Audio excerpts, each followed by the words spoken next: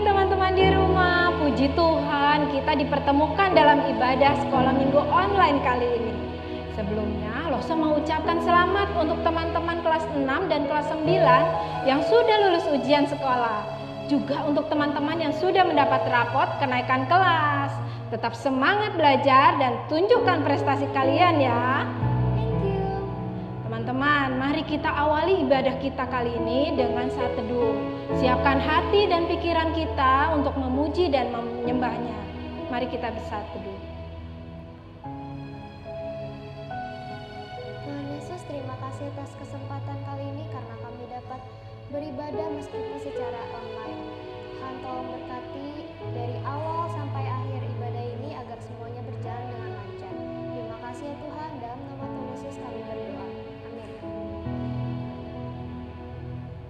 Dalam kitab Roma 11 ayat 36 berkata, sebab segala sesuatu adalah dari Dia, dan oleh Dia, dan kepada Dia, bagi Dialah kemuliaan sampai selama-lamanya. Kita pujikan nama Tuhan Allah kita yang rela mengorbankan nyawanya karena kasih-Nya bagi kita manusia yang berdosa. Sambil bangkit berdiri, kita nyanyikan dengan sukacita bagi Dia.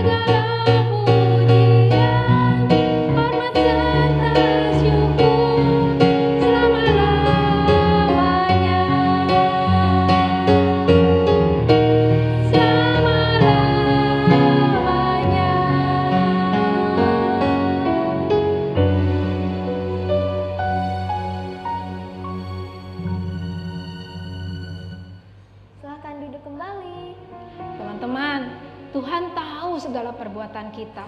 Begitu pula dosa-dosa yang sudah kita perbuat, baik sengaja ataupun tidak.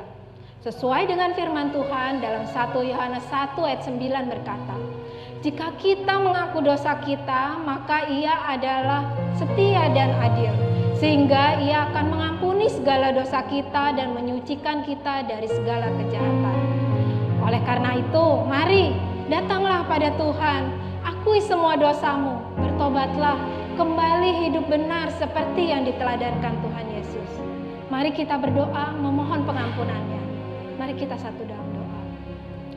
Tuhan Yesus yang bertahta dalam surga, saat ini kami datang ke hadirat-Mu Tuhan, kami mohon pengampunan daripada-Mu. Engkau tahu segala hal yang telah kami lakukan, hal-hal yang tidak baik atau yang tidak menyenangkan Engkau. Tolong Tuhan, tebus dosa kami. Tolong Tuhan, basuh kami. Jadikan kami suci seperti Engkau ya Tuhan Yesus. Jadikan kami sebagai anak-anak-Mu yang taat akan setiap firman Tuhan. Terima kasih Tuhan Yesus. Kami serahkan doa ini hanya di dalam nama Tuhan Yesus. Amin. Teman-teman, setelah kita menerima pengampunan dari Tuhan, biarlah kita mau menjadi generasi-generasi bagi Kristus untuk kemuliaan bagi namanya.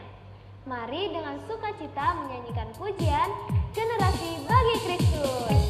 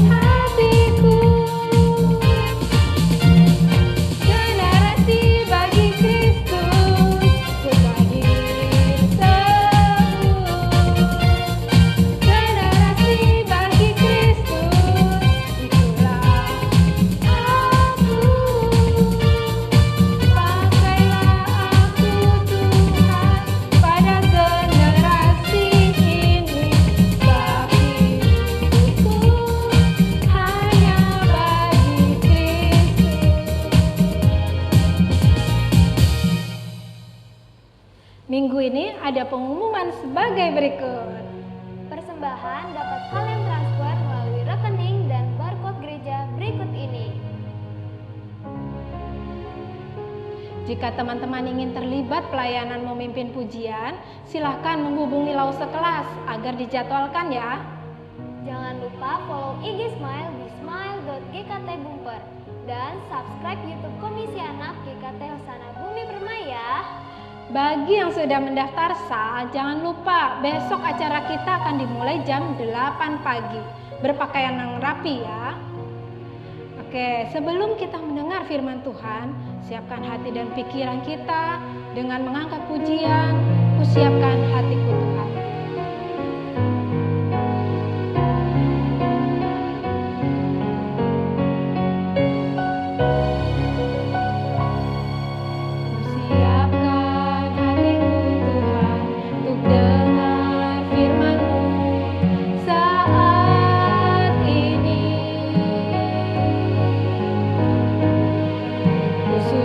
Menyembahmu Tuhan, masuk hadirat-Mu.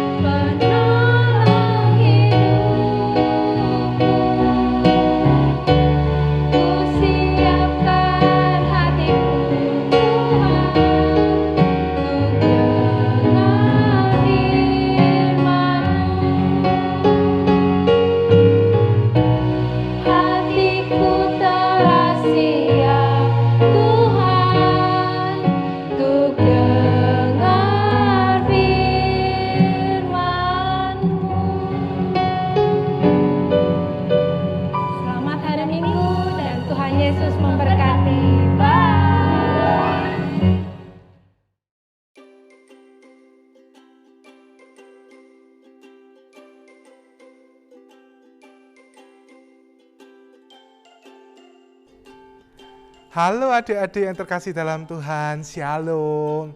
Hari ini kita akan mendengarkan firman Tuhan ya. Namun sebelum itu mari kita berdoa terlebih dahulu. Bapa di dalam surga, sebentar lagi kami akan mendengarkan firman Tuhan. Kau berkati kami, Kau berikan kami kekuatan sehingga kami bisa berkonsentrasi mendengarkan firman Tuhan.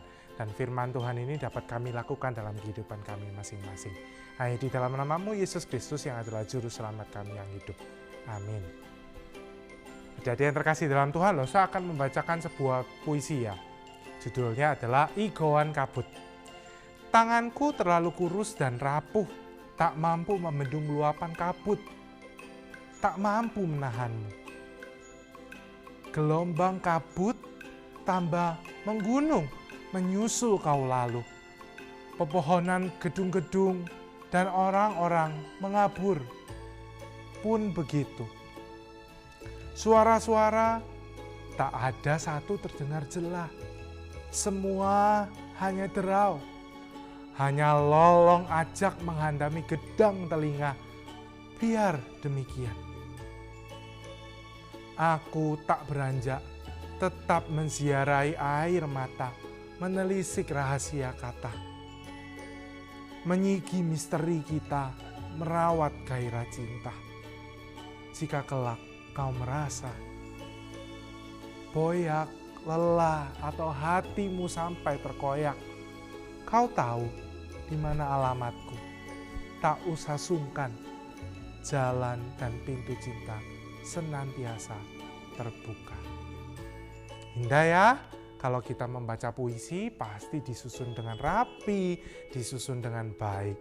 Nah, kita juga menemukan puisi-puisi itu di dalam Alkitab. Ya, ada kitab puisi di dalam Alkitab. Salah satu contohnya adalah Mazmur dan beberapa kitab yang akan kita pelajari hari ini. Nah, kita akan belajar kitab Amsal, kitab Pekotbah, dan kitab Kidung Agung yang adalah kitab puisi juga. Di dalamnya ada puisi hikmat, kebijaksanaan, puisi hidup di bawah matahari, dan juga puisi tentang cinta. Kita belajar dulu ya kitab Amsal. Kitab Amsal mempunyai tujuan yang menarik. Ya, di pasal 1 ayat yang ke-7 itu sudah memberikan tujuan untuk kitab Amsal ini. Bagi orang-orang yang pingin hikmat, pingin bijaksana, pingin kepintaran, harus takut akan Allah.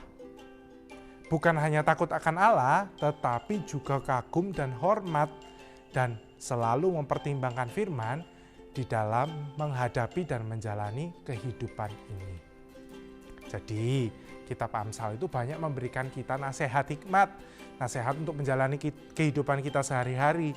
Ada perbandingan orang bodoh, ada orang yang bagaimana menghadapi orang yang serakah dengan uang, dan banyak lagi. Takut akan Allah itu menghasilkan pertumbuhan di dalam hikmat, hubungan kita dengan Tuhan, hubungan kita dengan sesama. Ketika kita bergantung padanya untuk memilih tindakan-tindakan yang bijaksana, yang menyenangkan Dia, maka kita ini adalah anak-anaknya dan kita diberikan sesuai dengan gambarannya. Maka itu ketika kita sudah bijaksana, itu membuat kita tahu bagaimana mengambil keputusan-keputusan dalam situasi-situasi yang berbeda. Ada beberapa Amsal ya, contoh Amsal yang Losa akan berikan kepada kalian. Selamat pagi Ibu, ini dengan Ibu Sekar kan? Iya Bu, ini dari Shopee Bu, ingin memberitahukan bahwa Ibu hari ini mendapatkan saldo sebesar 2 juta rupiah. Ya benar Bu, senang ya? Oke Bu, silakan Ibu mengirimkan WA kepada teman saya pada OTP yang sudah saya kirimkan. Halo, ini dengan Bapak Lukman, kami dari kantor polisian. Kami menemukan anak Bapak yang sedang dalam kecelakaan. Ya, sekarang dia ada di rumah sakit dan segera membutuhkan biaya, Pak. Iya, biaya. Ibu, ya Ibu dengan Ibu Anis ya. Oh ya Ibu Anis, selamat Anda mendapatkan hadiah undian sebesar 100 juta dari Bank Beng Bong ya Bu ya. Iya betul Bu, selamat ya Bu ya. Terima kasih Bu, tapi pajak ditanggung oleh pemenang ya Bu ya. Jangan lupa. Namun sebelum itu untuk perihal administrasi, Ibu bisa transfer dulu ke kami ke Bank Bengkong sebesar 3 juta rupiah dahulu Bu.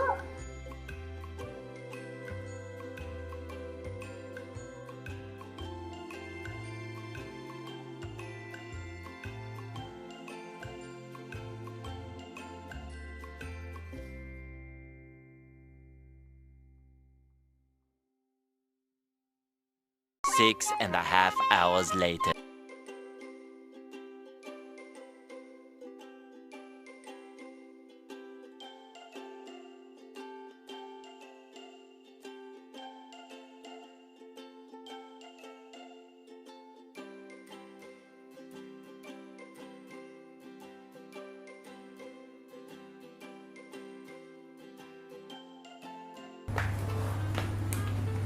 Mari Bu, silakan dilihat ya.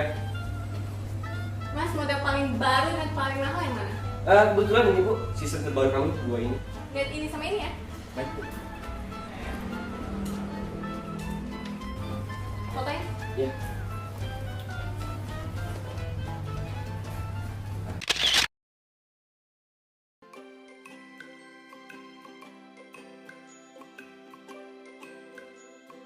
Komplain karena kepackingannya beda dari semulanya. Ini bukan karena packingnya, hei. Ini barangnya nggak sesuai. Blok. Masalah barang nggak sesuai bukan urusan kita, Kak. Iya, kenapa lu ngomong tugas lu ini pulangnya seller, blok. Tugas lu dipulangin sama orang. Oh, begitu. Oh, begitu. Packingnya nggak rusak ya. Oh, begitu. Blok. Ini barangnya nggak sesuai. Ya udah rapiin Bu, rapiin.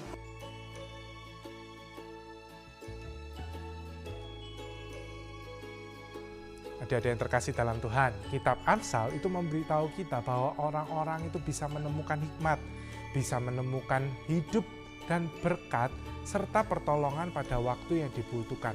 Jika dia benar-benar takut akan Allah dan mendapatkan kebijaksanaan. Nah, masalahnya hidup dengan bijaksana di dunia ini bukanlah sesuatu yang biasa orang-orang lakukan. Ingin lakukan, bukan. Tapi secara alamiah yang dipilih untuk dilakukan adalah berbuat dosa. Karena kita tahu ya, di dalam Tuhan dulu kita ini semua berbuat dosa, memiliki perilaku bodoh daripada hikmat Allah. Jadi kita tahu itu. Nah, bagaimana kalau begitu? Kita nggak bisa bacanya satu persatu. Kita nggak bisa menyesal satu persatu. Nah, kita harus membaca firman Tuhan itu selanjutnya, yaitu kitab Pengkhotbah dan Kidung Agung, sehingga kita bisa tahu apa maksud Allah, sehingga kita tahu dan kita tidak bertindak bodoh lagi. Ya, penulis Pengkhotbah dan Kidung Agung kemungkinan besar adalah Raja Salomo.